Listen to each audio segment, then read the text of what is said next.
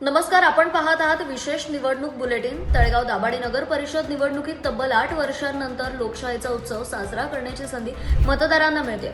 या दीर्घ प्रतीक्षेनंतर तळेगावातील मतदार पुन्हा एकदा मतदानाचा हक्क बजावण्यासाठी सज्ज झाले आहेत। या शहरातील एकूण मतदार संख्या सुमारे 64,028 पैकी तब्बल 19 जागांवर बिनविरोध निवडणूक पार पडल्याने 50,776 मतदारांना प्रत्यक्ष मतदानापासून वंचित राहावं लागतंय। या मतदारांना लोकशाहीच्या हक्कापासून दूर ठेवल्याची तीव्र भावना व्यक्त होत आहे। उर्वरित 9 जागांसाठी मात्र काही मतदारांना त्यांचा मतदानाचा हक्क बजावण्याची संधी आहे। नगराध्यक्ष पदाच्या निवडणुकीत यंदा तिरंगी लढत पाहायला मिळते।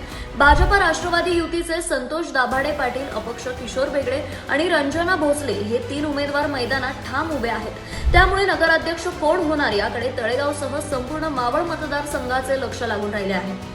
दिग्गज नेत्यांची प्रतिष्ठा पण आला आणि नाराज मतदारांच्या हातात सत्ता असा समीकरणाचा खेळ येथे रंगला आहे। राजकीय अभ्यासकांचं एकच मत, निकाल धक्कादायक ठरणार यात काही शंका नाही। 2 प्रमुख स्पर्धी पक्षांची महायुती मतदारांना फारशी रुचलेली दिसत नाही।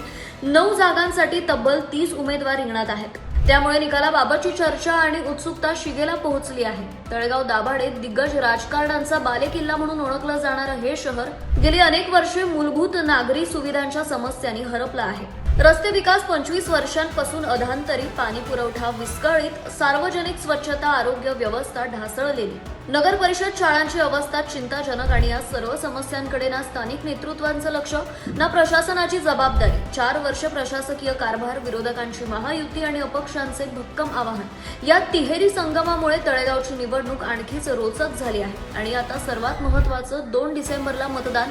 नगराध्यक्ष पदासाठीची तिरंगी लढत लक्षवेधी ठरणार हे निश्चित। मतदानाचा टक्का वाढलेला आहे अशी चिन्हे आहेत। तर मग संतोष दाभाडे पाटील यांचं कमळ फुलणार की किशोर बेगडे यांची बॅट विजयाचा षटकार मारणार की रंजना भोसले अनपेक्षित निकालाची नांदी ठरणार याचा निर्णय होणार आहे मतमोजणीनंतर। तोपर्यंत तळेगावची राजकीय शर्यत थराराच्या शिखरावरच राहणार।